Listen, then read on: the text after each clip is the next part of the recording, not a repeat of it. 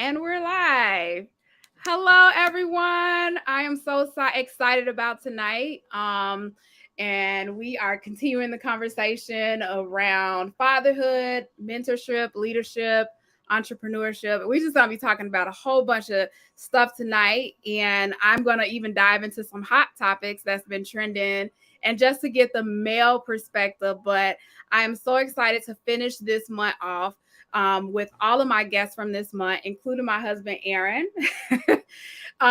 in honor of Father's Day, which was this month. And if you have any questions, if you want to add to it, please pop in.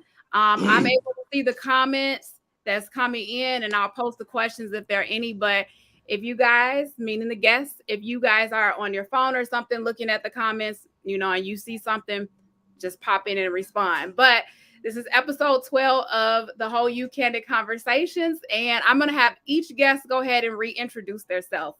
I'll have Jason start. Hey, everybody. My name is Jason Mitchell. I help people finance the dream of home ownership and give children backyards to play in. So I'm a mortgage loan originator. Been in the industry for 13 years. I also happen to be a father of two amazing boys and a husband to one amazing wife. And it's so cool to hang out with y'all today. That's not funny, Aaron. Thank you. And I'm like dropping my camera and stuff. So, okay. All right. Thank you, Jason. And then I'll have you go. A Bowley. Either one is fine. Okay. My name is Michael Johns, but my nickname is Bowley, so most people do call me Bowley. So either one works for me. I am a higher ed practitioner. I currently work as director of student activities at Kennedy King College, where I oversee co-curricular activities for the institution and really supporting the learning development and leadership development outside of the classroom. I also am a husband to a wonderful wife and father to two amazing daughters. One of which, well, I guess it's birthday season for all of us. And so I share a birthday with my youngest daughter, which will be Saturday. And then my wife's birthday is on the 4th, which is Monday. So it's an adventurous time for us this coming weekend. Oh, and I'm sorry. And also I am owner of a Gentleman Touch Bakery, which is a cottage bakery here in Chicago, where I provide my twist on Southern style cakes. And so everything from pound cakes to caramel cakes, German chocolate, red velvet, you name it. We got it. So yeah. Awesome. That's what's up. And you have a special going on, so we'll get back to that, but we'll let DeAndre say it. No, that's fire though. Shout out to the cancers though. My birthday just passed about a week ago on the 24th, right? Yes, sir. Yes, sir. So happy early birthday to you and your wife.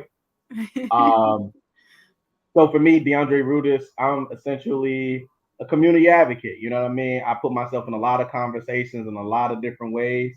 Anything from labor, teach education, mental health. I mean, you name it. Politically active, former candidate for office, will be a current candidate as of September when it starts time to get signatures again. I mean, yeah. I'm just everywhere. You know what I mean? In terms of trying to elevate our voice in our community and get us to be more engaged with a lot of different processes. Currently finishing my PhD. I have one class remaining. I'm in a dissertation process.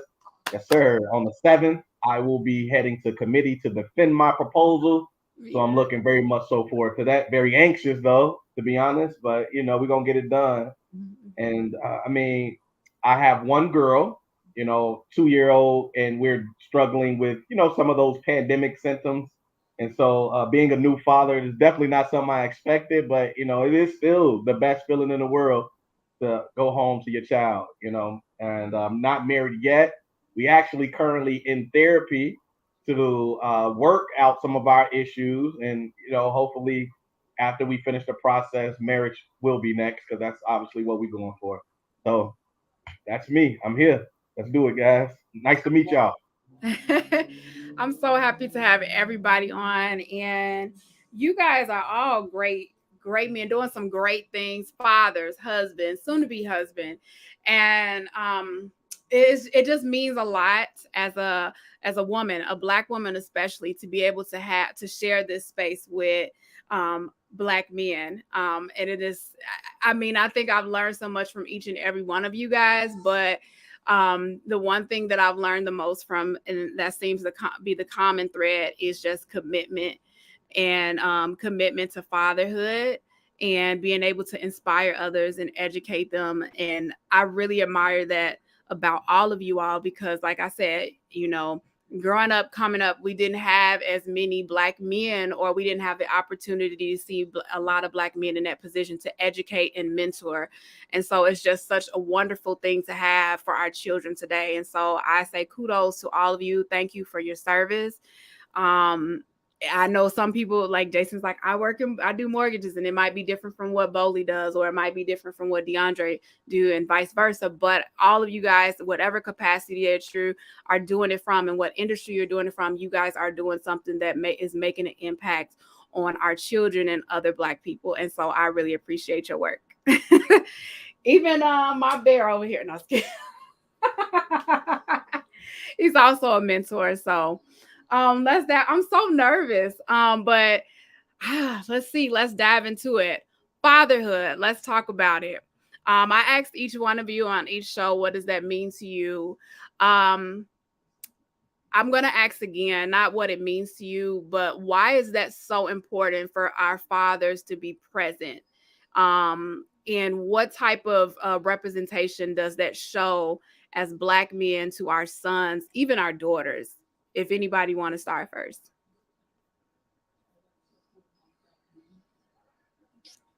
Don't make me pick. It's the game of who's going to break the silence first, right? Yeah. I guess I'll go.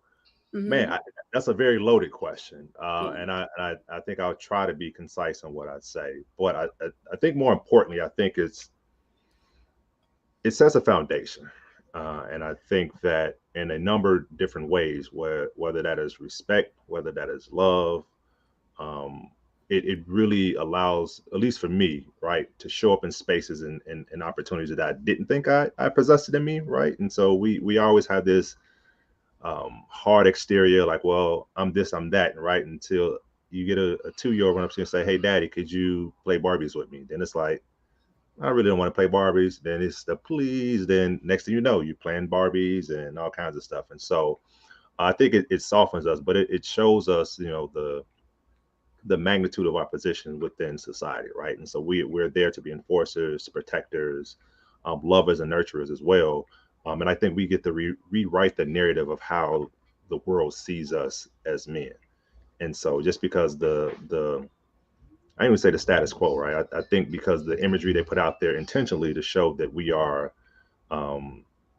aggressive and not educated and not well-mannered, I think that is really false. And I think every day as a father, I live in a space where I get to discredit those words and show my daughter something different than what they may hear from other people, or might hear or perceive from other people throughout the future. And so, yeah, so for me, I think it's a whole lot of things, but I think that's what comes to mind at the moment.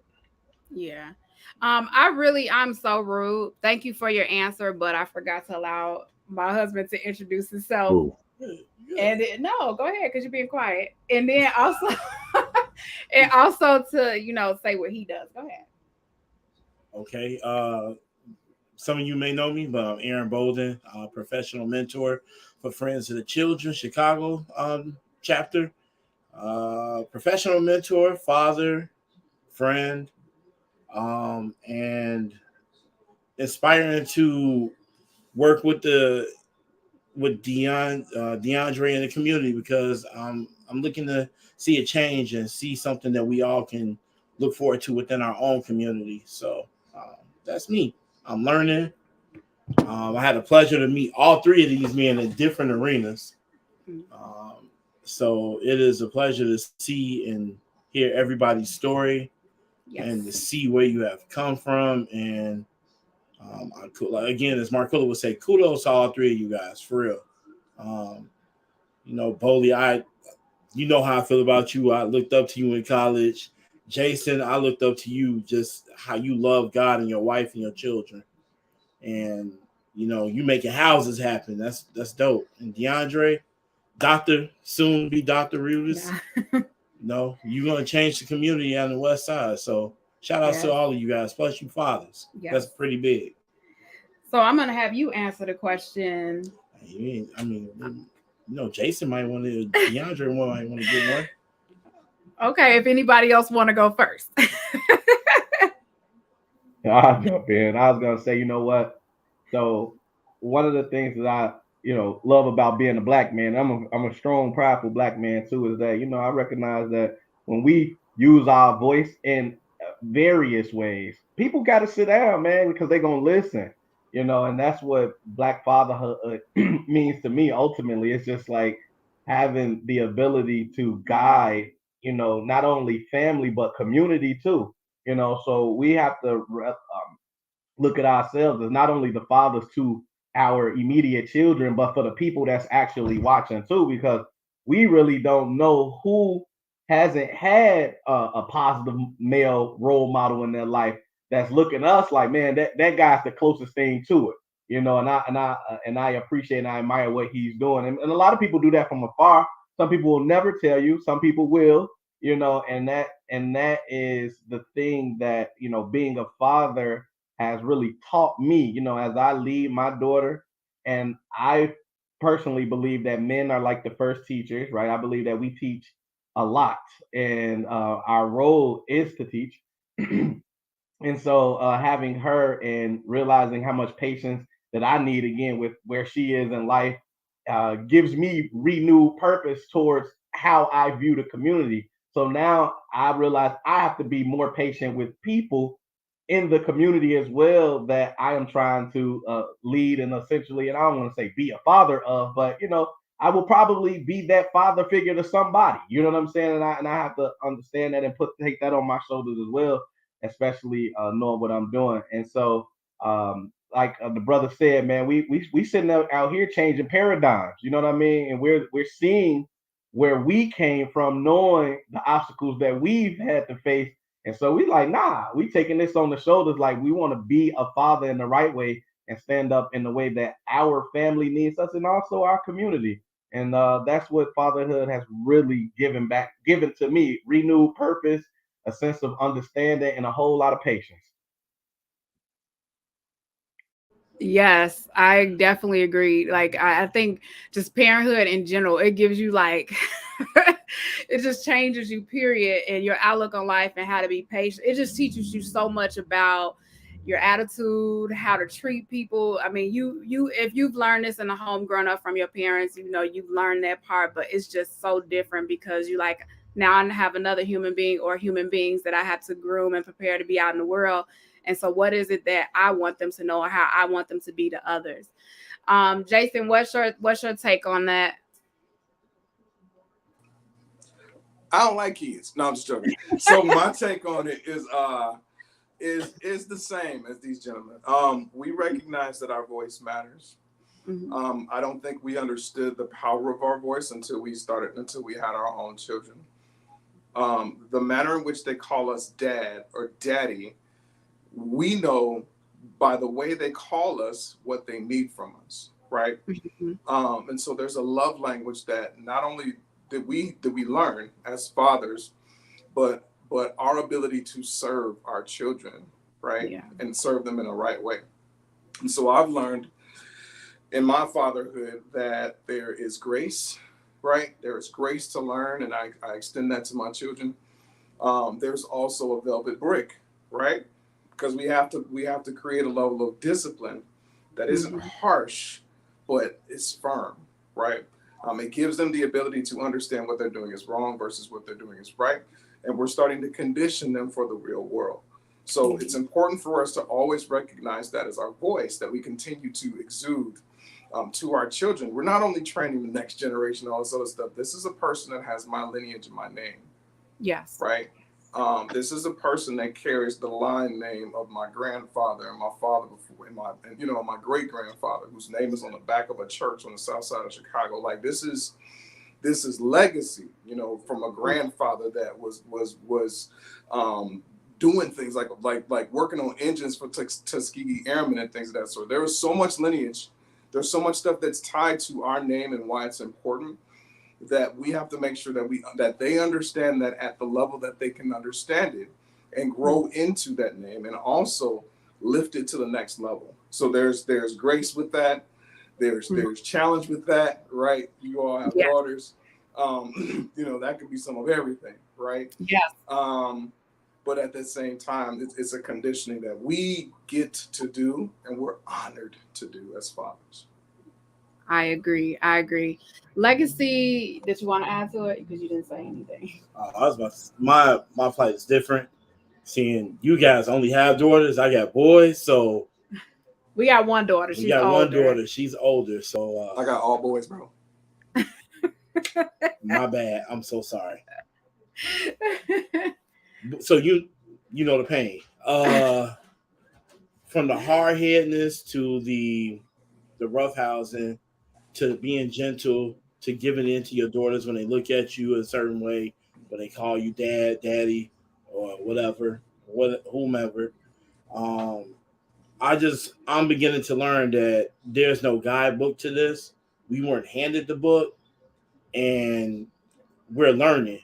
This is an ongoing process. We're continuing to learn how to be fathers, how to set the arena for our children to step out in this world and have a voice the correct way. Mm-hmm. And each one of your children will challenge you in different ways and make you, have a reality check about how you come about being a parent.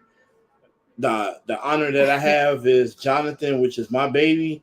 He's a baby. He challenges my outlook every day. And in addition with Marquilla, who just be like, hey, have you thought about this? Have you thought about how you answering him? Have you thought about tone? Have you thought about just your effects of your words and how our words, especially as dads, are the seeds that help our children grow. And if we plant the wrong seed, we can potentially, harm our children. And so we will always want to be loving and patient. And we're different. We're not our father's fathers. We're setting the trend. My question is, because Jason brought up something really important. He said, legacy. Why does legacy matters? I want to jump right in on that. So much it matters so much so that my daughter's middle name is Legacy.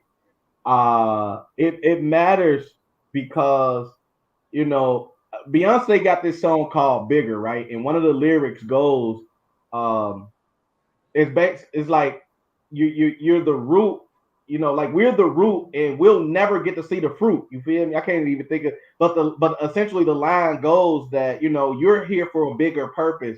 I'm here for a bigger purpose, and what I'm planning now, I will never get to see.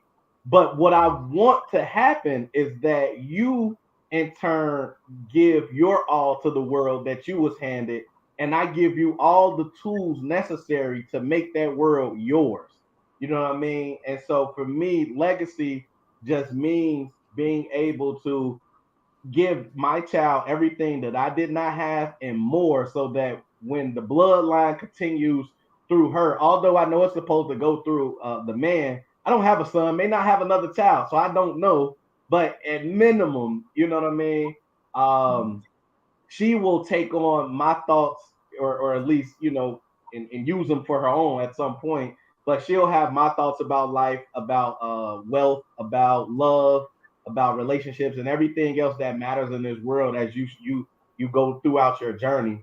And that ultimately matters, because what we put into this world is obviously what we're going to get out, and our children that we put in is going to be whatever it is that we give to them to be. And so for me, it matters wholly the things that she's involved in, that I'm involved in, and that she sees and is a part of, as she continues to carry on my last name, which is my last name, Rudis. Like, if you meet another Rudis, you will know that that's family, because there are no Rudises. So hopefully, very unique last name. My last name we could keep it going. But I understand how that goes in life. And I think that's important. I want the Rudis family to be synonymous with greatness. You feel me? And so if it's starting with me, then we're gonna keep it going with her. You could tell her to hyphenate her name to carry that name. Yes. I would say, like Jason was saying, like he knows his legacy from his. If it was not, you said your great grandfather, your grandfather having a church on the South Side, like that means a lot of significance as a Bolden. Like I cringe when someone say, "Hey, you related to this Bolden," because we don't know what that weight comes with and what type of characteristics or what impression they left. So I know my grandfather, sharecropper. My father left and went to school, and he planted a seed like, hey, got to go to school. And the legacy will continue because each kid has to achieve a new route or a path that will allow them to not only spread the name, but uphold that name, show that name, be proud. Like they need to be proud about their name. When you think of Jameer, when you think of Jalen Bolden, when you think of Jonathan Bolden, I want them to know that they were bold, that they are outspoken, that they're educated, and they're not just a thug on the street or whomever. We've planted, I think, a lot of love into them. Yeah. And accepting individuality in each one of them. Big on the individuality. So I feel that every man wants to have a legacy on this earth, so they know it's gonna continue to be passed down, and we're making every other generation proud. Yes. Boli, it's on you now. Oh, is it my turn? And so just to build upon, and he actually put in the chat to talk about a tree, like, and I think that's the symbolism like I like to use. There's an activity that I use with our students, and it's called a tree through the forest, and it talks about systemic issues being the root and coming up with solutions being the bark, and then the lead. Possible solutions will be the bark, and then the actual fruit of the labor and the solutions we create about the leaves. And I think that's the same way I think about my family. And building a legacy, right? I think there have been, at least I can speak for myself, like part of my family lineage, although we're good, there's some toxic things that have happened over the course of time, right? And then I don't know anything about my father's side outside of him being from Trinidad. That's about the most I have of it, right?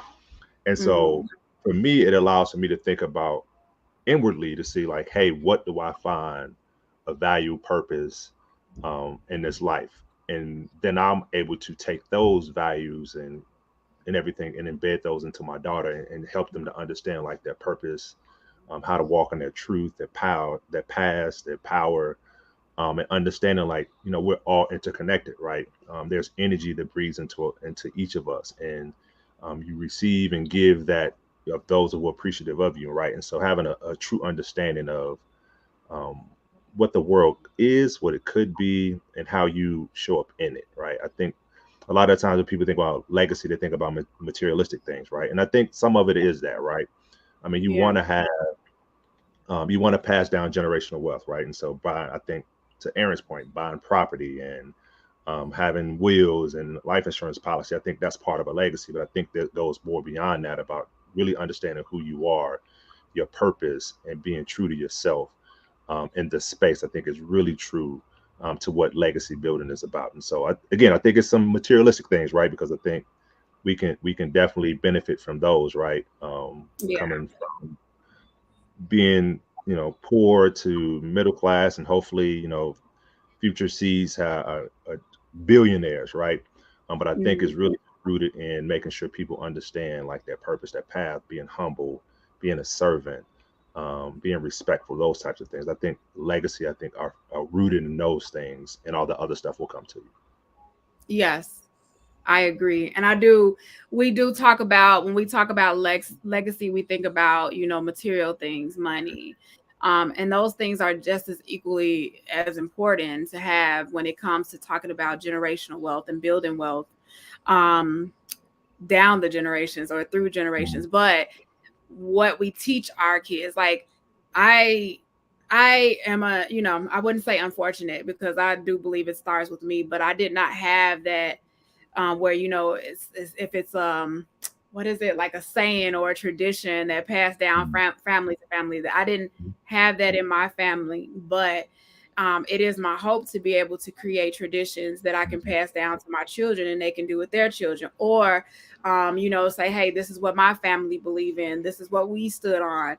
I didn't have that, but I want to be able to give that to my children. One of the things that we say is we are big on individuality, and I think we are very like funny. Like Some people don't get it. some people don't get it, but we like to have a sense of humor in this family. And I always make a joke with my kids. I'm like, you can't survive this family if you not if you can't take a joke. But some people might see that as being silly, but that's actually passing something down to your kids that sometimes it's okay to laugh. Sometimes it's okay to be serious. But um Sometimes I you gotta wanted to laugh to talk keep about, from crying. yes, yes, yes. I think I laugh too much, but You do? I think so. I do therapy and I laugh in therapy sometimes when I talk about things, and that's actually a response, but I just feel like I do it too much sometimes, but I digress. I wanted to talk about mental health and self-care and awareness amongst Black men. Um we're we're coming more around the idea, especially within the Black community, about therapy. It was coming up, it was taboo, it was like, we don't need that, you crazy if you go to a therapist. And also there's the other side of it, that there was not enough of people that could actually identify with us and actually understand our community and where we came from and the trauma that we faced.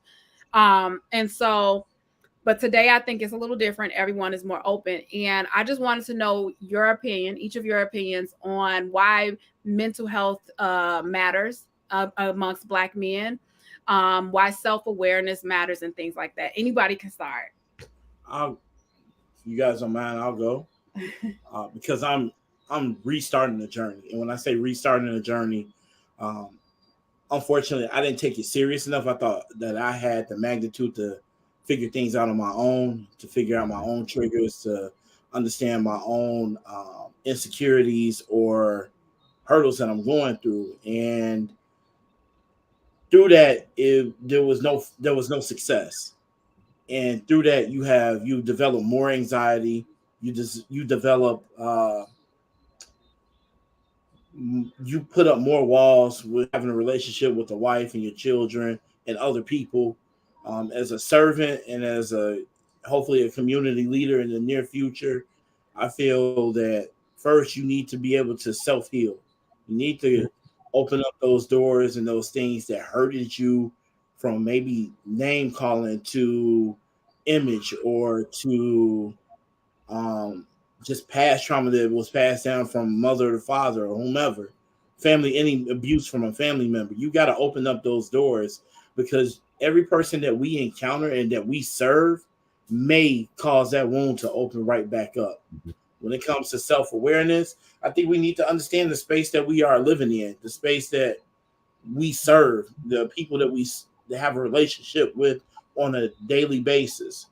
Um, there's a lot of young black men, period, that are really hurting, and they resort to drugs and violence to as an outlet, but they don't understand the capacity of where that came from. So I think that through this journey of healing, I look forward to being a better dad and being a better mentor and being able to have conversations with other young men or men that's my age or older, so we can discuss some of the things that we try to say, suck it up. That's what men do. Don't cry. We gotta start unpacking those things and understanding it's okay. We hurt just like anybody else. I love that.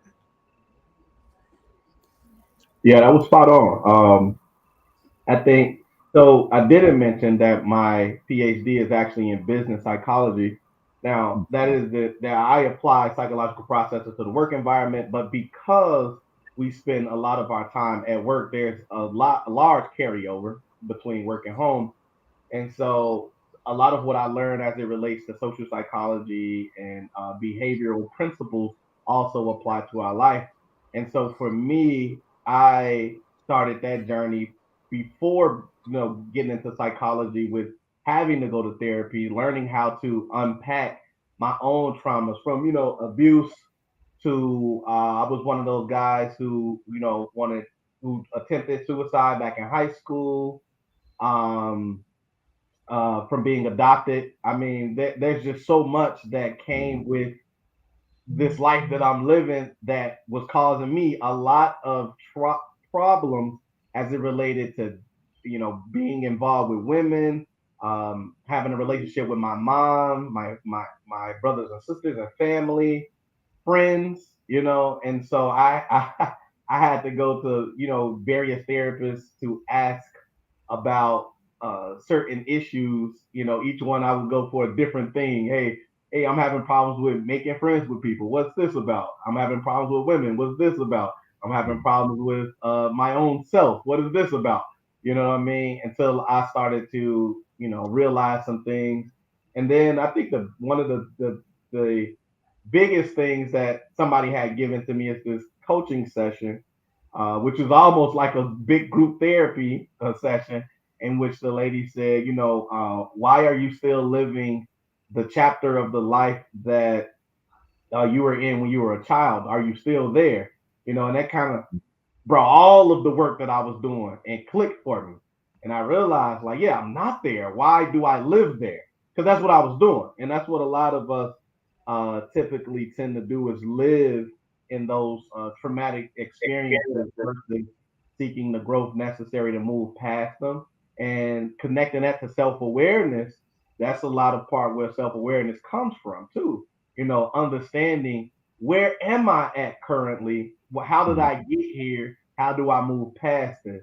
And like the brother was saying, looking at it from a standpoint of, how does this affect others, and it's okay to be emotional. It's okay to understand that, the world is rough. It's probably rougher on men because we're told from a young age that we can't be emotional until we find something that tells us we can, like fatherhood. Then we realize, like, dang, man, I went my whole life, man, harboring all of this, Mm-hmm. and now I have one of these, and like for me, I was scared because I was like, yo, am I ready to have a baby? Will I love her the right way? With all of the things that's already on me, and now that she's here, like those fears have subsided because I know that I love her unconditionally, and I'm devoting much of what I do to make sure that she's good. And so, yeah, mental health is important, man, and for us as brothers, we have to engage into it a lot more, even if it's just conversations with each other that are real and transparent and vulnerable. Because that's one thing that we don't like to be with each other. Yep. And we'll run and tell the females, we cry all on their shoulders, but with the brothers, we nah, man, F that B. You're like, nah, bro, let it out, man. So, but yeah, that's my take on it. Yeah, I think we as men are really, really good at packing stuff. But we as men are yeah, again, we're good at packing stuff, right? We're great packers, but we don't know how to unload, right? And when we do, it's typically at a point where we're exploding, Mm-hmm. because we're not taught that it's okay to unpack. It's okay to not have to carry that load. It's okay to be vulnerable to the right person or the right community, right? There's power in community. So what typically happens is we carry this stuff all the way to our grave, right? Or we carry it to the point that makes us sick or mentally just challenged. And we don't know when to ask for help because we're so over encumbered. It's like, which bag should I even start with, right? So I think it's very important for us to make sure that we understand that there are layers to this thing called manhood. There are layers to this thing called fatherhood. There are layers to this thing called son, father, husband, right? Layers. And we have to peel it back piece by piece. And that can be either through community, through counseling, through covenant relationships with friends and brothers on a golf course. It could be through many different factors. I'm right? back. Sorry, guys. You're all good. Gotta get my camera going. No, you're all good. We still dived in. We're all good. Yeah. Thank you. You know, but it's important for us to understand that there's a level of vulnerability that brings us strength. And that is through community, that is through talking through some of our challenges and our opportunities, so that we can be all of those. We can be better husbands. We can be better sons. We can be better fathers, right? I think it's critical for our success. It goes back to legacy too, because there are things that we are triggered by, that our parents and grandparents were triggered by, that they didn't get rest or release from. So all we're doing is we're carrying it right into the next generation. Why did that frustrate me? Why was I upset at that? Why did I hide instead of tell my child this is what they need to do and this is why it's important? You know. So yeah, I think it's very important. Mental health stems into physical health. I've got I've got friends, man, that are losing their parents because they were too proud to say they needed help. They were too proud to say that they had ailments and sickness. And that's a man thing. A lot of men don't want to talk about what's going on with them. Right? So that's what we have to unpack and uncover, because it's checking us out of here. Like for real.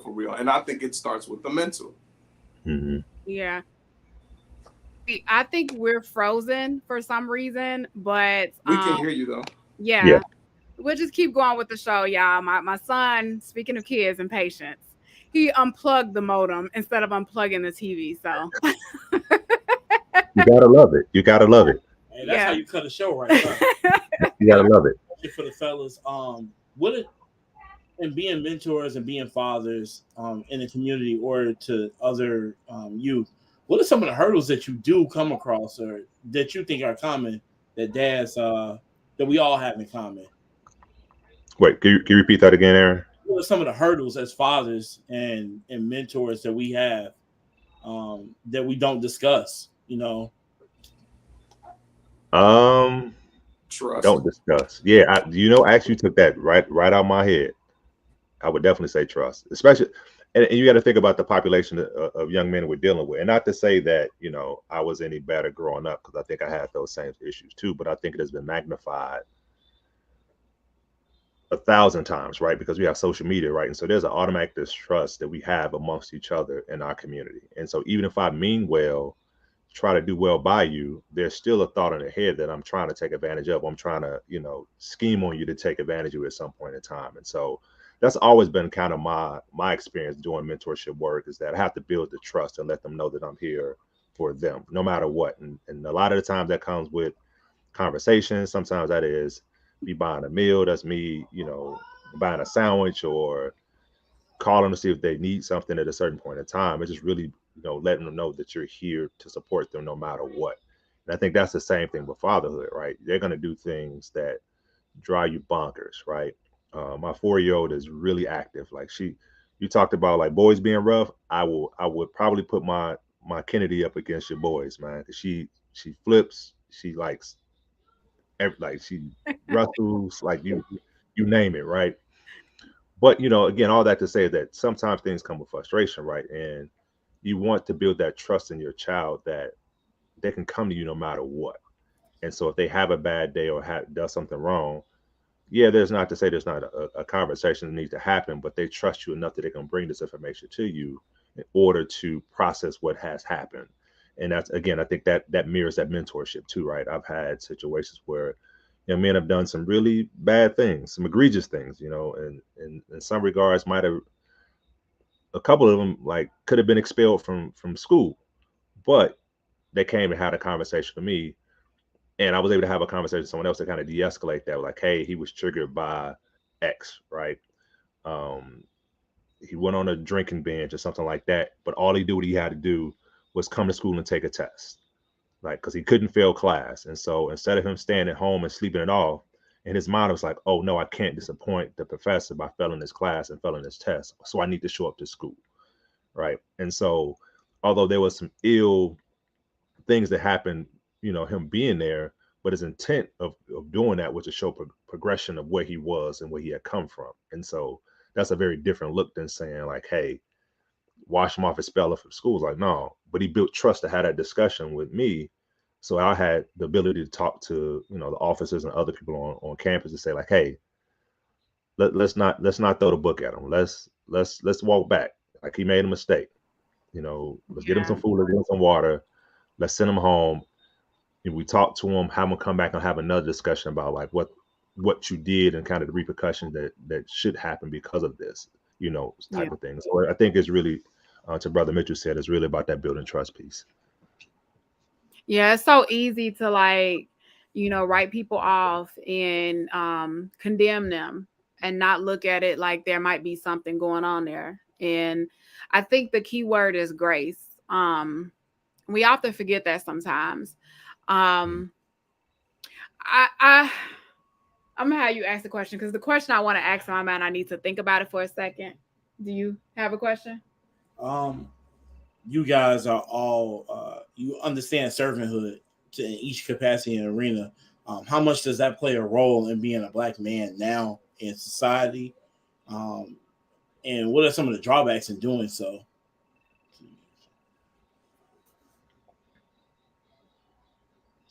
Brother, if you're speaking, you're muted. We can't. Yeah, DeAndre, it looked like you was gonna say something. Sorry about that. I missed the question. I apologize. Oh. Go ahead. Oh, I thought you were saying. I'm sorry. What does servanthood mean to you, and what are some of the positive and negative drawbacks in doing so as a Black man in the community? Servanthood. I mean, first and foremost, you gotta, put the needs of everybody before your own, and you gotta lead with love all day long. Because if you don't do it that, man, you're gonna have a hard time really trying to be a servant in these communities where people probably, don't love themselves as much as you would like, or aren't as much a part of the process as you would like. And sometimes you have to, again, you got to think for them and what they should or could be doing before you even consider stepping to them, because you will get let down in a whole lot of circumstances and incidents. And so that is probably the biggest challenge that I would have with servitude, is going with leading with love and coming with a pure heart, but being met with all type of spite or vitriol, and even a little bit of some condescending language from your own people, the same people that you're like, hold on, man, I'm just out here doing my thing to help improve our community in its conditions. I'm a young man at that. I could have my pants off my ass, come to you with a blunt in hand, gun in my pocket, but I'm coming with a clipboard, and all I'm trying to do is, get some support from you, and I'm met like this. And I was met like that. So I know exactly what that's like and what it feels like. The best thing is empowering people, giving people, the impression that they can be a lot more than they've ever considered, and that's one of the things that I love about, being a servant in the community and going out and doing the work that I do, because people are like I'm gonna give you the best example I can give you. I had a meeting the other day with a young lady. She's in her 20s, a bit timid, shy, and she was talking about CEOs and how you have conversations with them. And I have a little bit of knowledge being a part of some boards and things like that. And I was just like, well, you could be a CEO. She was like, I could be a CEO. Hell yeah, you could be a CEO. And so that really filled her up. She got so excited. Somebody else came over to the conversation. He just said I could be a CEO. That type of thing right there, you know what I mean? When you give people the type of confidence, self-esteem boost, and assurance in themselves that they didn't have before you came, it's something that money can't buy. And when you empower a person and they start to take off, then, you may not get credit for it, but, internally, at least you feel good knowing you left your mark in the most positive way. I love that. And I want to, before anyone answer the question that Aaron asked, I just wanted to go back to DeAndre. I feel like all of you guys can answer this question, but you mentioned that sometimes you believe in people more than they believe in themselves. I have to think that the feeling from that is like, am I reaching? Like, what am I doing? Sometimes you feel like, am I doing the right thing? What does that feel like? Can you go more in depth on that? What does it feel like giving people like like boost of confidence, self-esteem, and believing in them more than they believe in themselves?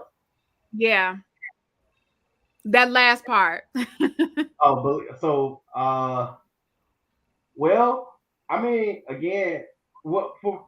So, in, in giving somebody an opportunity that they never had before, even if it's an opportunity for themselves, it reaffirms your purpose and your mission. So, if God so bestowed it on you to be that person that they needed to interact with to feel a higher sense of self, and you are the one that fulfills that, then you're fulfilling God's purpose. And there's no better feeling on earth than to be walking in your purpose and to be exposing your godhood to another person. Because if we all could be a lot more like God, meaning to be a servant, to be giving, to give other people the sense that they could be a lot more than they ever thought, then look, this world would be a perfect place. You know what I mean? Yeah. So that it feels right. It feels just. It feels true, and it feels like you are tapping into what God had intended for you, and nothing is higher than that. And the reason I asked that question is because I feel like that's so important. Like, everybody I feel has, we all are a servant in some capacity. And I think when you're working at closely with people and you're reaching into it or tapping into their potential and you see it and they don't quite see it for themselves, it can become quite frustrating. And sometimes, depending on the person, they can just draw back because sometimes we kind of feel like it's us. But when you realize, like, sometimes it takes more work. This person doesn't see it, but building that trust, being able to show them some things that are different and teaching them how to become aware of who they are and building their confidence, it helps them get to that place where we see them being. What about you, Bowley? What do you, because you're a mentor, you're a leader, educator. So I think part of it is just to double down on what he said, like understanding your purpose, like what is channeled through you and what you say to people isn't for you, and it's not for you to understand, right? And I think with that, I think experience, age, or wisdom, how you want to categorize it, shows us that differently, right? So I think when I first started this work, I used to get frustrated by that. It's like, oh man, you need to listen to me. I'm helping you go down this path. You got to do da da da da da, right? And as I got older, um, I thought about things differently. Like, hey, this is the message for you, right? It might be applicable today. It might be applicable tomorrow, a week, a month, a year, 3 years, 5 years, whatever it is. This message is from me coming out my mouth to you, right? Whenever it resonates with you, my number's never going to change. Give me a call. And it doesn't mean I just abandon that person. You just walk alongside them. If they need help and support, yes, absolutely, you help them through that process. But you can't want something more than somebody wants for themselves, and you can't be accountable for them having that lack of want for things too. And so your job is just to be the messenger. How that activates in them is up to them, and when that's going to happen, because that's their plan, that's designed for them, and that's their walk, right? Like you can't be the editor to their story. You can just only be a part. You could be a part of it, but you can't be the editor for that story. And so for me, it's just that I'll tell you what it is. I will make the recommendation. I always say, hey, I have some, if you wouldn't mind, I would like to give you some feedback. If you want it, cool. If you don't take it, that's perfectly fine by me. But I have to tell you this. And if it doesn't resonate with you now, it may resonate later. And if we want to talk about it, whenever it is, give me a call. I'm here to support you, but let's walk along the path together and not force them to go down a path they may not be ready to go down yet. Yeah, I love that. What about you, Jason? So yeah, for me, I mean, no, I think what both gentlemen said is absolutely true.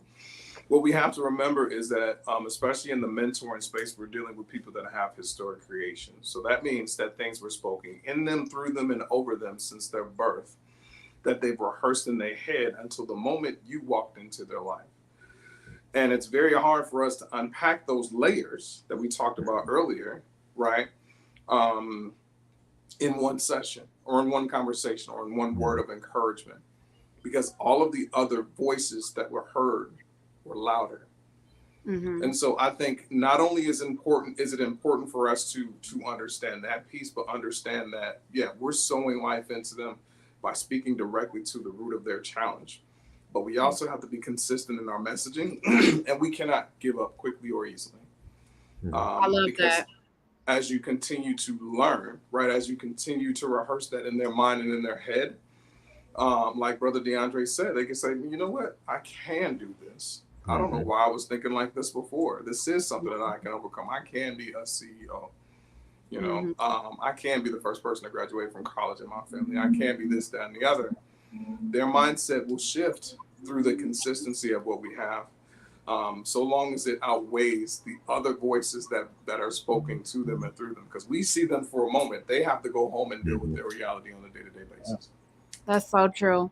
I'm going to ask each of you a specific. Oh, go ahead. I'm sorry. I'm so sorry. No, I kind of just wanted to rip the Band-Aid off. So go ahead. Well, go ahead. I can say my question. Go ahead. You sure? Yes. I love this. Me and talking. All right, fellas. Me and Jason, we have boys. We're raising kings. You have daughters. Safe to say we have a relationship with beautiful Black women. Because I don't think we play into the arena, but how are we going to be the voice and protecting Black women and speaking up for them in different arenas? Like Jason, in the real estate, seeing more Black women as, real estate agents or lenders. DeAndre, seeing more Black women like Lakeisha in office and having in position. Bowley, in your arena, in the education arena, we are having more doctor or Black women being just a voice for us and protecting them. How are you guys speaking up for them in your space? Great question. So I'll go first since you decided to say my name first for some crazy reason. No. For me, it's about creating space and opportunity. In my space, in my arena, women want to be heard. They want to be respected, right? They want to be heard and they want to be respected. There are some crazy dynamic women that I know in real estate, in mortgage banking and the whole nine. And what they do, which is what we don't often do, they create community amongst themselves with and sometimes they ask for our support, our leaning, sometimes they don't. They just create it. Right? So finding I go through it by asking questions. How can I help? How can I help support like you and your mission? What is your mission in real estate and mortgages, and why is it important to you? How can I add value? What resources can I place around you? What connections can I make? Because I'm heavily connected, just due to the fact that I've fostered and created organizations and everything else. So it's like, how can I make sure that you go from A to B in the least amount of steps possible, creating the greatest amount of impact while not leaving your family behind? Yeah. I love that. Because it's so important. When you're a woman, and I've been in corporate and I've been in retail, and I've and both times I've been the only Black woman in the room. And so oftentimes I tell Aaron, I'm like, I feel like it's different for Black men when they're the only Black men in the room versus the Black woman. Because we often get overlooked See, you and I, even though you do mortgage, I feel like it's still like the banking industry. I just this is in my mind. But so I feel like let me let you know that in my meetings often, it's okay to share this because this is just regular knowledge. I'm typically the only Black male mortgage loan originator in my meetings with my leadership and my management, because I'm one of the few Black males at my company. Yeah. in the Chicago metropolitan area that does mortgages. Banking Wow. is a different sphere, but oftentimes I'm always the only black dude in the room, only Yeah. black person in the room. Mm. There isn't even a black female that's typically in the room that I'm in. Yeah. Right. So when I tell you I'm living silo sometimes, I am. I mean, I thrive in that space. I'm okay in it. I'm comfortable. It's cool. Mm-hmm. You know, I like bringing a little bit of pepper to salt shakers. It's Yes. cool. You That's know, me too. but right, and it's fine. Like I said, I mean, Yeah. it is what it is. But I think Mm-hmm. in that serves opportunity. How do I get Yes. more people that look like me in my space? Mhm.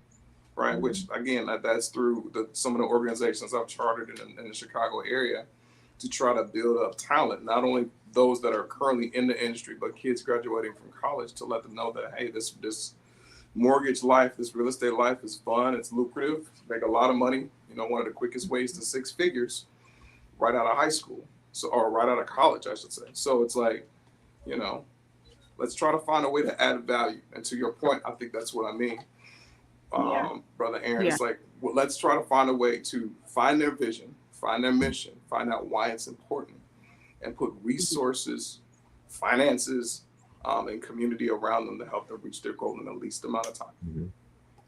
And I think also letting them know that they're capable, because sometimes people get intimidated by spaces where they don't see a lot of black people, Mhm.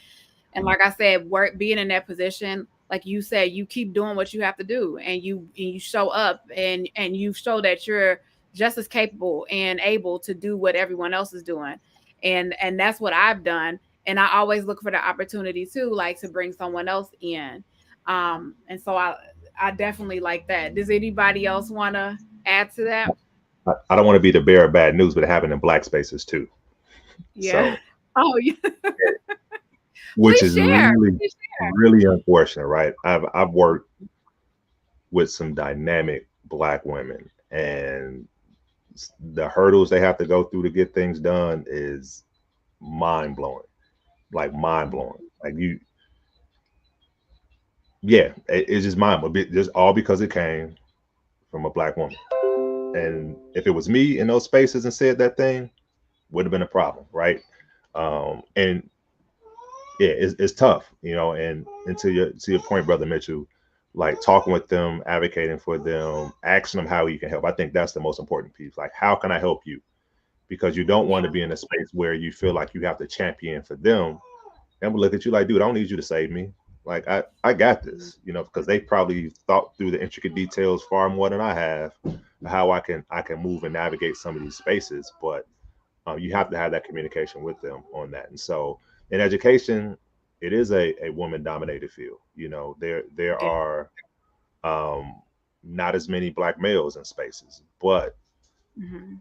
but typically when you do have them, they're probably in an administrative role, and so some of those dynamic skills do come to play into to the factors of what's happening. And so I think, again, to brother Mitchell's point, is really just having a conversation with them, advocating for them, be a champion for them, whether they're in the room or outside of the room, right? And so just saying like, hey, I think, you know, so and so came with a dynamic idea. I was talking with her about this. Like, what do you guys think about this, right? And so giving them the, you know, the credos and the credits, you know, even when they're not in the spaces to help champion Yeah. DeAndre, I'm very interested in your take on this as you work within the community.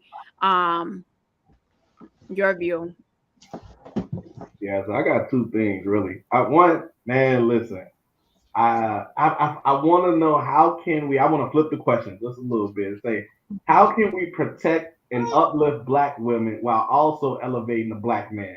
I feel like the black man is the lowest on the totem pole in society right now. Black women are most educated, the most work advanced in terms of workforce, and they are the most resourced.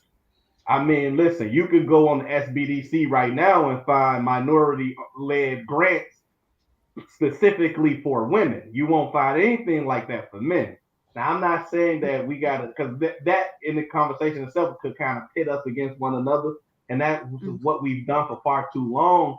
I feel, especially because it's a men driven conversation, that we also have to figure out how do we get our Black men elevated to this space where we are also making decisions that ultimately matter, because women are far advancing us, far advancing advancing and outpacing us, as I'm trying to say, and that may not bode well for the future of the culture, so to speak. We've already gotten to this space now where everybody's independent, everybody can rock on their own. The familial structure has been destroyed since the 70s, and we may not even get back to that. You know what I mean? If it's not but for brothers like us that's really on this, like, man, listen, I want a family and I want to build the proper family, but there ain't too many brothers thinking like us. You know, a lot of us have already shunned the relationship with the Black woman in because she's too difficult to work with, she's too aggressive, she's too independent, and now she's outpacing my educational pursuits and my professional pursuits too, and that's real. And so, like, the question, how can we protect and empower our Black women by also elevating our Black men? And secondly, how can we create our own spaces where we're not talking about being the only Black person in the room? We got to figure out how to be covert about this thing. Let's be some spooks that sat by the door, learn something, bring it back to the community, establish our own, and then let them be like, why these Black people not letting me in the door? You know what I'm saying? Like, no, we just gave y'all the opportunity to shepherd us for however long, and this is where we're at now. And now we've decided to, and so that's where my mindset goes because of community relations. Like, one, how do we empower and protect our Black women while elevating the Black man? Because again, he is the lowest on the total pole, if we want to admit it or not.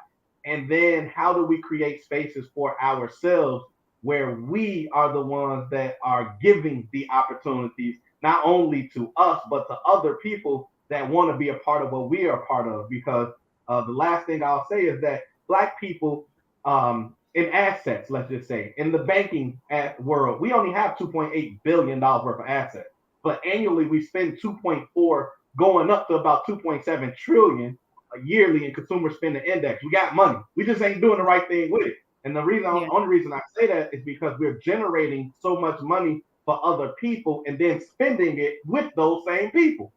So if we figured out how to bring it internally, we could do better for ourselves. But our mindset is not there yet. So that's kind of where I'm at with it as it relates to this question. Yeah, I think one has to create a solid foundation before they can lift the other. And I also think that depending on, we can speak that, but it depends on the sphere, right? There are certain spheres where men have the leverage and competitive advantage as opposed to women. There are certain communities in which we can see that and do that as well, as far as, different spaces within our careers and vocations and professions, right? Whoever has the leverage lifts the other person. I think it's a little bit more simple than it seems. It's just the fact that we have to have those difficult conversations and be in a place where people can listen and also receive, right? Be in a place where somebody can have a conversation, because I think we're in a society right now where if you don't agree with 100% of the things that I agree with, I'm going to cut you off and consider you dead and cancel you, because you don't think 100% of the things that I think, and I think that's an improper way for. We lost him. I think he cut out. I really think that's a loaded question. And I'm just going to add, and hopefully, did you want to finish, Jason? Because we missed what you said at the end. Okay. When he comes back, I just want to say this. I feel like, so you say Black men are at the bottom, and I feel like it's women, Black women. And the reason why I say that is because the patriarch has made room for you guys, has made room for men to make way in this world. The reason why I think that we're so advanced, Black women, in our education, or whether it's in the workforce, is because we have to fight to get there. But even still, it's not enough, no matter how qualified we are, no matter how much experience we bring, no matter how good we are, it's just not enough to be heard or seen. I mean, if we saw the hearings with Judge Ketanji Brown Jackson, that's just a sheer example, or just a peek at what we as Black women deal with in the world, no matter what field you work in. Even in retail, that's what you deal with. It's no matter how much hard work or how much work that I put into the work that I do, how hard I work, how educated I am, how good of a wife or a mother I am. It doesn't matter, because as a Black woman, I'm just unseen. I do agree that Black men are not seen in a way as some other humans, but when it comes to it, just don't even matter. I can go into the hospital, have a baby, and be bleeding out and be ignored. And somebody else, that's a major situation. That has happened to me, by the way. So it's so many things with that. But I will say, when it comes to Black men and Black women, it's such a huge disconnect. And it all comes down to community. And I think that's what you were saying, DeAndre, is that community matters. When we have those tough conversations, first of all, we have to be willing to come together to have those conversations, because a lot of people are not even willing to do it.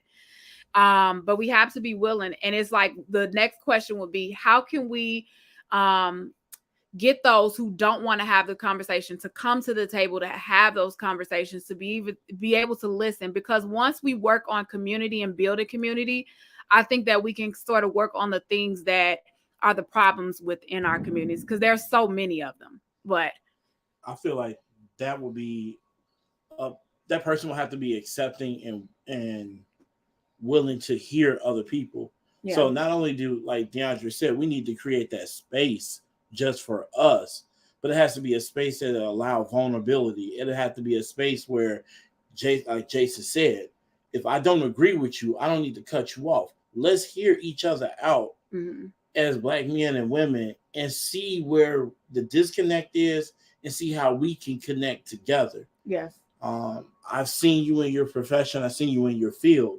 I've heard your stories when you come back home from work in the baking industry, and how even Black women are pitted against each other. Yeah. And there's not the man in that space to say, okay, you guys are both doing the good work. Now, how can we do this all together collectively so we all look good? Yeah. As a mother, you have the issue of, can you take care of your kids? But when you take time off of your kids, is you don't want to do the work. It's because, you want to put your family first. So I feel like we need to have these conversations in our room. Just go how DeAndre said again. I was offended when I went to the Chance picnic, and they were in our space. This was a Juneteenth picnic for us to celebrate our celebration of freedom, and they're in the space just because they understand who's there. And they know who there, but they don't understand why the significance of that. Like, why are we here? Why are these people congregating? I think it comes down to support, right? But I do want to ask this question as a woman: how do we support our Black men? You cook. No, I'm just joking. Oh boy, you on the couch tonight, dog. Those are Aaron thoughts and Aaron thought alone world. Right. They do not reflect any of us on this platform. I was just joking. They left me hanging. You ain't about to get us. We in community. You ain't about to get us all on in trouble tonight. No, but I really want to know, this is the platform for me and tonight. How do we as women support you?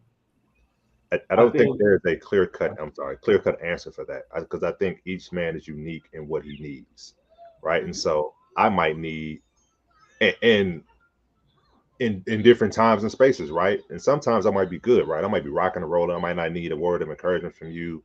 I got my head down. I might not need nothing but like a pat on the back, like, I see you, right? Mm-hmm. Some days I might be down, right? And I might need a conversation like, hey, what's going on? how you feeling about this, how you feeling about that, and so on and so forth. So I think some of it is, it's not necessarily a clear cut, at least for me, it's not a clear cut answer, but I think it's you taking the assessment of your partner and realizing the things he have needed over the course of time and where he's at in that continuum of what support he might need at that moment. Because I'm, be honest with you, sometimes I don't know what I need, right? Because again, I am tunnel vision, right? If I'm trying to get a project done, or as Brother Mitchell said earlier, like we have all these different hats and we just packing stuff and just moving, I might not know what I need because I'm thinking about the end result, right? And so there might be a space where my wife says something to me that I didn't know I needed at that time, because I'm just not in that space of thinking about like me, because I'm thinking about others, right? And so yeah, each guy's unique in that space, but I think it's really about just learning your partner, because it's learned behavior. Everyone has a learned behavior. If we do something once, chances are we're going to do it, especially for guys, we're going to probably do it a couple more times, right? And so you've got to kind of pick up and see that. And the same thing with our wives, like understanding like their dynamics and how they rock and roll. So I think it's just really just understanding your mate and having general conversation. And a lot of the times it's not what we need. It's like just talk, let them talk through and just pick up on the things that they're saying to you, and like then just step it away. Like, oh, that was interesting. I like that. So I would say that for me. I like that. You know what, brother Michael hit it on the head and roll out. It's all about the two people within the relationship, because each man is gonna want or need what he needs. I always think about Erica Badu, man. I always think about Erica Badu. They always ask Erica Badu, how you get these men to act a fool the way you do? And that woman, she say one word, and that's what all women need to do. Listen. That's it. Yeah. Just listen to your man. The man be telling you what he needs, what he wants, what he's looking for. Now, and again, that could go. That could go the other way too. We could do a whole 180 and listen to y'all as well. I understand that, but but because we talking about men, like I truly believe that women that are more receptive to the listening, right, and not doing it how they want to do it. So if the man say I need a sandwich, cut the crust off, cut it diagonal. Well, don't bring him no sandwich cut in half. Like, why you just messed up the? I just, what I'm saying. So it's just be like, just do it, and in some respect, support again could look differently for whatever the man needs. So, for example, as a person who ran for office, my hope is that support looks like, hey, I want to run for such and such. She just starts sending me information that can help towards the run. She's in the room with me, working this half of the room while I'm over here working this half of the room. You know what I mean? She's understanding that I can't be present a lot of times. So right now, I'm need you to lean more heavier with taking care of the baby right now in this moment, because we got so much going on. That type of thing. And again, that's all subjective based on the person that's in the relationship and what he needs at the time. But no question, the key word for any woman is listen and accountability, man. God damn, I say women got all of the ability in the world except accountability. Accountability just means knowing where you fit within the process. Yeah. Sometimes everything ain't our fault all the time. And if it ain't, a woman gotta be able to come to the table and say, you know what, I apologize. Now, and let me tell you why I'm apologizing, because I recognize I did this that led us here. Men, more often than not, gotta be the ones that go and be like, yeah, you know what, I did this, that, and the third thing. Knowing there's two people in that relationship, but and honestly, when you have to do that as a man, that really weighs on you, because you got to continuously be the person that goes and repairs the relationship and make sure she good and everything. And you be like, if only you could just be a part of the relationship, be accountable to it, and say, this is where I fit in. I would absolutely love that, because I wouldn't always have to carry that burden of being the one that says that I'm in the wrong. So that's how women can support, in my eyes. Yeah, thank you for that. I think that listening, when you say listening, it takes more than just listening to words, because oftentimes you men don't talk and you don't say like, I need this. So like we probe. And I think sometimes it's like listening to, being aware of body language, paying attention to habit, and being able to listen in that way as well. Jason, I would love to hear your thoughts on it. And then I have one more question, and I'm going to wrap it up because I don't want to hold y'all all night. I was like, this is getting good. We probably have to do a part 2. But Jason, I'm gonna let you go ahead and respond to this, and then I have one more question. Yeah, no, I think it's 2 things, and my answer is very simple. I think you hit it right on. It's listening to respond versus listening to react, right? So listening with to gain insight and understanding so that you can add value rather than responding to prove that you're right. Like, Yes. And that goes for, sorry guys, that goes for men, it goes for women.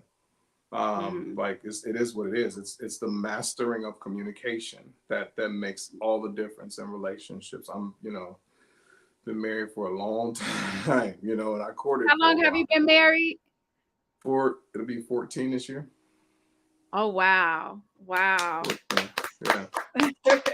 Yeah, 14. And here's the funny thing, and this is a whole other topic. My wife and I don't argue. Oh my God. What's your secret? Yoda, please tell us your ways. Please, great one. We don't raise our voices and we don't argue. Like, that's amazing. We disagree, but we never argue. Of course. We it just is what it is. That was one of the dynamics of our relationship that we saw for very early, because we wanted to make sure that our conversation was at the forefront of what we do, because our mission, our vision is the same. She got my name, but I need to make sure she's got value added to her just as much as having value added to me. So we've learned to communicate and sometimes disagree without causing an argument, which is crazy. Good. Jason, you learn how to do that. How much are you charging for that class, by the way? You're so silly, man. We'll sign up. I'll sign up. Yeah, I think, dude, it at the core of it is about proof. It's about always, I think for me, I was always, and I still do sometimes, like I ain't perfect, but I always wanted to be right. And once I got past that, it's like, dude, she can be right too. She has just as much say so as I have. I might have the final say, but she has just as much say so, right? And so we yield to each other in those disagreements and the arguments. And sometimes we write it on the board and we come back to it.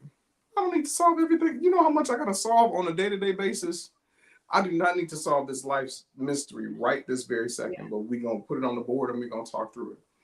And we'll revisit it and we'll come back to it. Because some things have to be solved right away. Some things can be put on the table and discussed at the next meeting or the next time we chat. Like, it's okay to say, hey, you know what? You may be right. Let's talk through it. Let me kind of look at some things and we'll kind of talk back about it. Yeah. I love that. You are my second guest that said that they do not argue with a spouse, and I'm just perplexed because I'm like, how? Like, no, but I admire that because I argue. I'm gonna just be honest. We go back, and me and Aaron both are stubborn in that way. Like we I don't care what you saying. I said, look, come on now. Don't try to act innocent. I was like, I don't care what you're saying. We both in that way. We both have to have the last word. And I have not mastered it, but I admire when I hear couples or a spouse say, I don't argue with my spouse. Because you know what? I'm going to take that with me. I'm going to take that with me, Jason. We're going to take that We're going to take that with us. That's a good takeaway. Yes, yeah. I love that. So here's my last question. Jason, you was very open with me on the episode that we did together, and you talked about the loss of your first son. And it was something that you said that really stuck with me. Even after we disconnected from the show, I talked to Aaron about it because I swear, every guest that I have on, it's something that they say to me that literally lingers and makes me think on that. I'm a thinker. But you were saying that women have that support when they lose a child. They have that support, and we come quickly together and support each other. but men not so much. And I asked myself, I'm not a man, but I was like, how can we change that? Like, so I want to share with you guys. I want to ask that question. And Jason, I'll let you go first, because if you want to talk a little bit about your story, but I want to ask that question, like, how do you all, or how can you all support one another? Yeah, no, I appreciate that. So our first son was born at 23 weeks gestation, and I have a birth certificate and a death certificate. He did not make it out of the hospital alive. I had him in my arms for less than 1 minute and held him as he took his last breath. One of the hardest things that we had to deal with in our marriage, in our lives, and my wife got a lot of support, right? She got a lot of support. Women reaching out to her like, you know what, girl, I had the same thing happen to me. She had a community that was built where there were a lot of women that were able to share their journey, right? And they shared that same, the women shared that same journey with me. There weren't very few men, if any, that reached out. That has gone through that story, that's gone through that heartache, because we're taught to honestly compartmentalize this. We want to make sure that we support our spouse, our wives, as best as possible. We want to make sure that they've got everything they need so that they can do nothing but mourn, but we lose our mourning in the process, right? So it was so, and we all understand that the true mourning starts after the burial. It starts after all the flowers and the gifts and the catchy Facebook and Instagram phrases. I'll pray for you and all that other stuff, right? Comes after that. And so I found myself really, really challenged in a lot of areas mentally, because that's what I packed and I didn't unpack it. So I think it's important for men, and like I said, I know there's a mission field in relation to this that I'm going to launch or help champion, but there needs to be a place where men have the ability to be vulnerable and be themselves, especially in those moments when they just need community the most, right? And I think there are pockets of that everywhere. There are some pockets of that, but I don't think it's common. Brother Michael and I are in fraternities, right? We have within our fraternity, we probably have that brotherhood. Those guys that we can come to and have those conversations. But I'm not gonna say that for everybody, right? There's partnership, there's brotherhood, but then there's covenant. There's somebody that is with you, that through all of those challenges, all of those things that we've experienced, and sometimes they don't say a word, but they're there.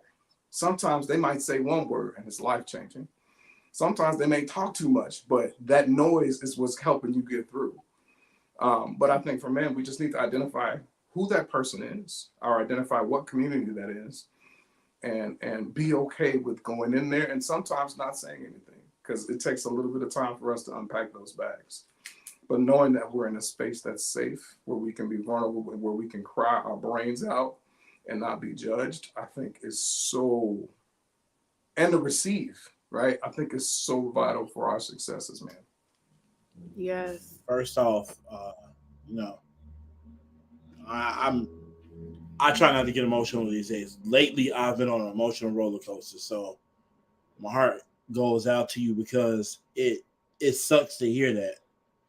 But I think that not only have you opened up a gateway to having men in a space, each man on here is in a different venture of their life. Yeah.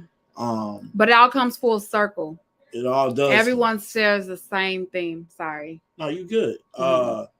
It's real cliche to say it's a circle of life, but this is, and to have you being vulnerable and spearheading that on a platform where you probably just like, I really don't want to go into that. Mm-hmm. Seriously, Jason, I would applaud you to start a foundation. Yes.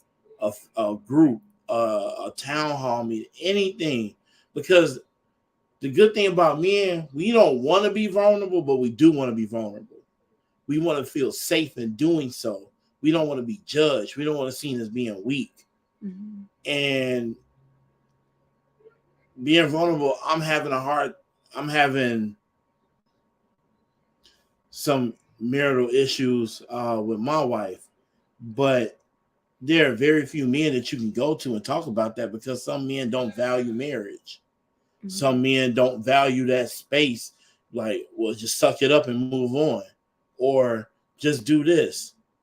They don't know your shortcomings, or they don't know what you're good at. So I think that each one of you are in your space are doing a great job at opening up those doors. Mm-hmm. But it takes moments like this where we all can connect and make it feel comfortable. It can start off with sports. I think the best place is the barbershop. I just told one of the guys that the barbershop is the most therapeutic place for Black men to be in. So to see LeBron have that show, but yeah, it's kind of like, oh yeah, he's $1 million getting a haircut. But no, seriously, to see Black men in that space just talking and being vulnerable and having intimate conversations about what they're going through in their head, and don't need a clinician or a psychologist to help you unpack it. Sometimes you need to get it out and hear just another word, like you said, or just to see the head nod like Mike doing right now, just like, yeah, you know. Mm-hmm. It's those things that mean something to us. Yeah. Anybody else want to chime in on that one? Yeah, you know what? So this is a perfect time to talk about this, because my brother actually is going through a breakup. He was with the young lady for maybe like 2.5 years, and anyway, the background stuff is a fool itself, but regardless, so they just broke up recently, and bro got like a YouTube channel, so bro exposing himself vulnerably on this YouTube channel. I'm talking about crying every day, like hard crying, like, I can't believe she left me, this, that, and the third thing, examining his life from this age and this happened. And okay, knowing my brother, so I know, I'm like, bro, that's not the same conversation we be having. So I actually had to go reach out to a woman, my cousin, be like, hey, cuz, I'm so lost. I do not know what to do in this instant. Because, of course, my first inclination is to be, bro, you won't talk like that with me. You ain't never said nothing like that. You know what I mean? And then the second inclination is to be like, come on, bro, go and get over that. That's just a woman, dog. Like, you going to get another one. You know what I mean? So I had to go talk to my cousin. Hey, cuz, I do not understand this. Can you give me some pointers? You know, which is obviously we talking about, you know, men trying to, you know, I had to go to a woman. So, you know, she told me to look at it in a certain way that I was just like, you know what? I feel you. Because basically how she broke it down was that, you know, men, we do put up this front, you know, and it's always, especially when you're from the hood, it's a gangster exterior. It's this idea that you can't never be hurt for nothing with nothing. And the moment that you show any sign of vulnerability and break down, everybody gonna be like, nah, come on, Black man, this ain't you, pick yourself up. But because Black men aren't allowed to be vulnerable, you know. And once she kind of put it like that, I was like, damn, you know what, you're right. So I trying to be a little bit more understanding about the situation. So I say all that to say, I have to learn. I have to learn how to support other brothers, because one, as I mentioned in the outset, having to go through therapy and things like that, I was never one of them guys who, I'm a good friend, I'm a great person, you know, first and foremost, but I never let people in. I ain't never let people in my circle enough, because I've been hurt by people, you know, that I trusted and things like as such as we all have. So I never really created the greatest of bonds with other people. So I do have my brothers and stuff. But when it comes to like emotional things, I'm a little, you know, and that's something that I got to work through therapy too. I feel emotionally detached from a lot of things, you know what I mean? And which is why I spoke about earlier, having a child and being like, damn, am I going to love this child the way that she needs me to, because of my emotional detachments, which all stem from all of my stuff I had to work through. And so I still struggle with that in giving other brothers the support they need in the way they need. You know what I mean? And then the second piece is I thought was very interesting is that one of the other brothers hit me up and was like, yo, let's finally plan a brother's trip. Can we go on vacation together?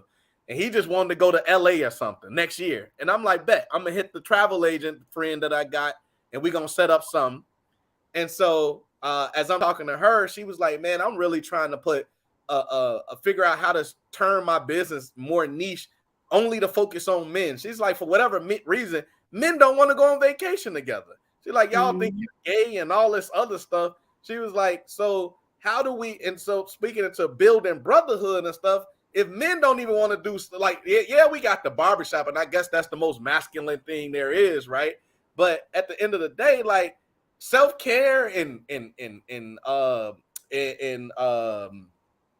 healing also involves trips and stuff. It don't always involve just going down the street. It involves getting a whole new environment with some good dudes. You know what I'm saying? And so that's something I ain't never did. I ain't never went on the all guys trip. You know what I'm saying? And I don't know if we're gonna get in trouble, and I'm not trying to, but I'd like to get into a little bit of trouble. Maybe we get kicked out of a bar or something. You know what I'm saying? Yeah. Maybe we Nah, bro. Nah. Come on, man. Y'all ain't never had no bar. I'm past that age, my brother. I don't want that. I'm past that age. My ankle don't even move the same way. I'm sorry. On the real talk. No, we all middle 30s. No, we can't do that. You're right. No, but seriously though, those are two things. Like for me, I'm still learning how to support brothers. I actively take a role into understanding how I could be a better person, and that's definitely one way. And then honestly, like, how do we get more guys to come together to do things outside of the barbershop, take trips together, come together and build in different ways that don't always involve just being, going down the street, let's go out, you know what I mean? So I love that. All right, Bowley, take us home. Oh man, I don't know about taking us home now. I got a little insight. That's about it I got. So I think it really starts with self, right? I think looking in the mirror and saying like, hey, I need support, right? You might not know what that is, but just be open up enough to say, hey, I need to create something for support, right? And then I think the next step would be taking action, right? Finding that brother or two that you have, a connection with or have confidence in to say, hold on a second, big girl. Sorry, the kids have found me downstairs now. Yeah. That's okay. Finding that brother. Nope, not yet. At the end. Hold on. Finding that brother or two. Okay. Sit down. Silly Billy. Finding that brother too that you connect with and just say like, hey, look, brother, not to say that you're hurting, but like I'm just looking for solid voices to help support me through or just have conversations with, right? And I think maybe starting there. And I think that could lead to like the trips and all the other things as well. But I think it's just one, admitting to yourself that you need that support and actively seeking what that could possibly look like for your community. And it might not be everyone, it might be one or two, but it definitely starts in that space. Michael. Yes. I want to thank you, man. This was lovely.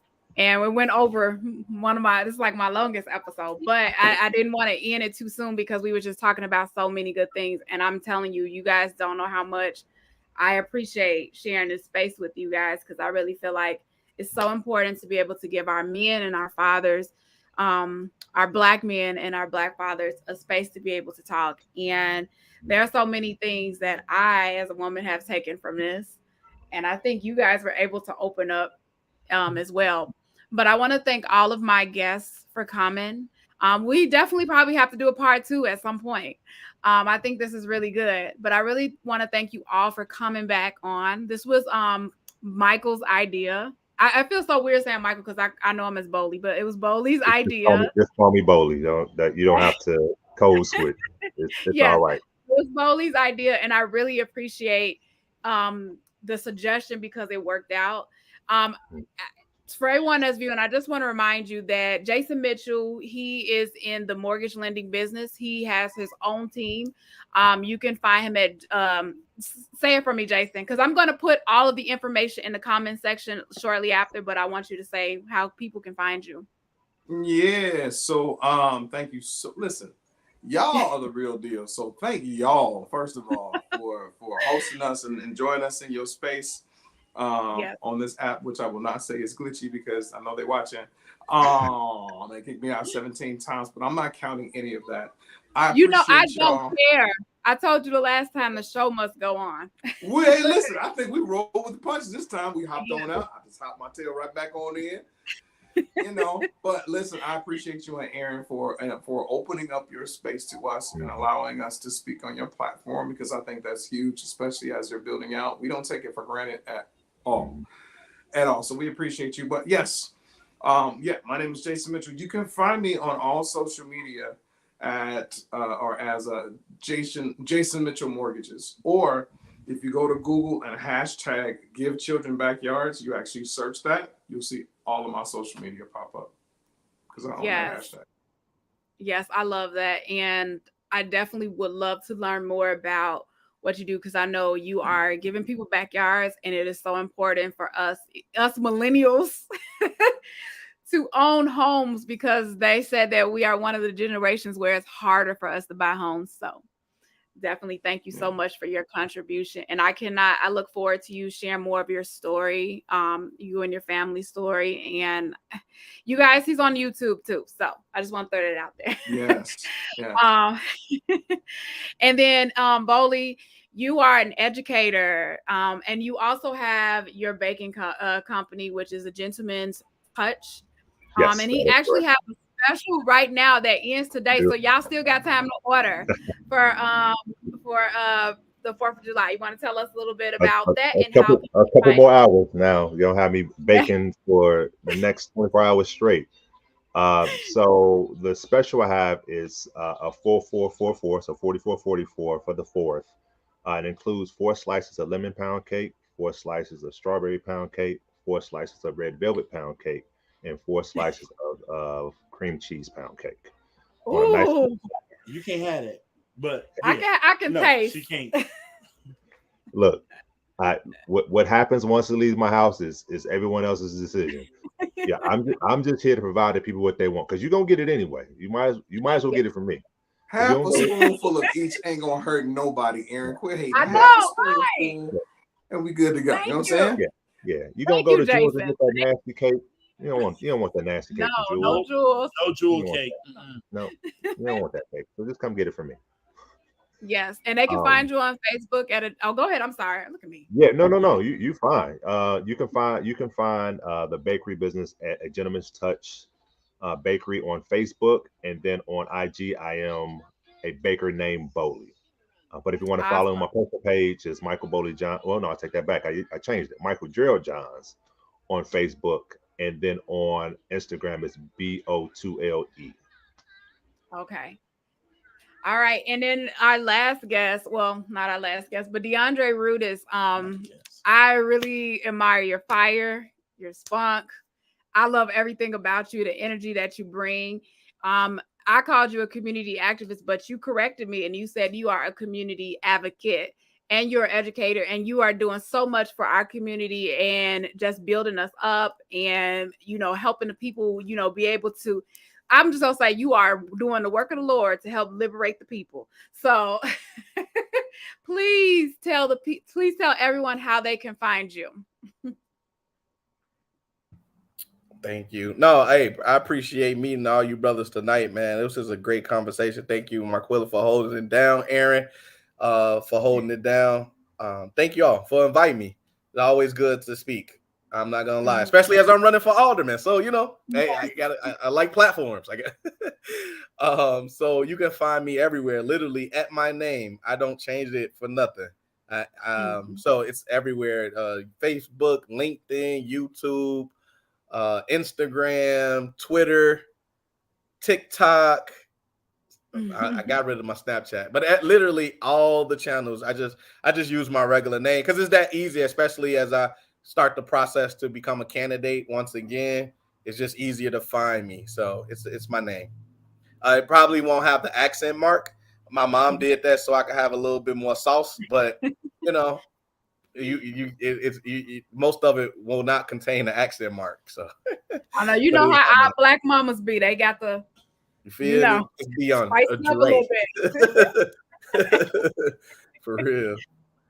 No, but I want to thank you, DeAndre, and I also wanted to acknowledge you and pre-congratulate you on your obtaining your doctorate degree. I cannot wait to say Dr. DeAndre Rudis. That's a huge achievement. Me too. And I look forward to seeing you campaign and run. And I also want to say this part, because you are the only one who's not married, but you said something very important, that you are doing therapy to do the work. And I want to, just say something, acknowledge that, because you are doing the work, and I know that some good is going to come out of that. So, it's already started. It's already started. It has started. It has started. Yep. Yes. But I'm not gonna hold y'all, guys. I want to thank before each and every before one. we hop off, I have two people who definitely said they need to be seen on camera. So okay, for sure. Go ahead. Say hi. What's your name? Hey. All right. Happy birthday, belated birthday, right? Yeah. Oh yeah. All right. Yes, Here's the other one. Yeah. It's the birthday girl for Saturday. Hey, happy early birthday. All right. That is so sweet. I love it. I love it. Yes. Yeah. I love it. Fatherhood in action. But I want to thank you guys again, and I want to thank everyone that tuned in. And if you haven't watched the entire show, you can watch the recap. And I'm going to place in the comments everywhere where you can find these young men here. And hopefully we'll be able to do this again. But until then, see you guys next time, and good night. And before you guys leave, I just want to say good night to you. So hold on. Good night, everyone.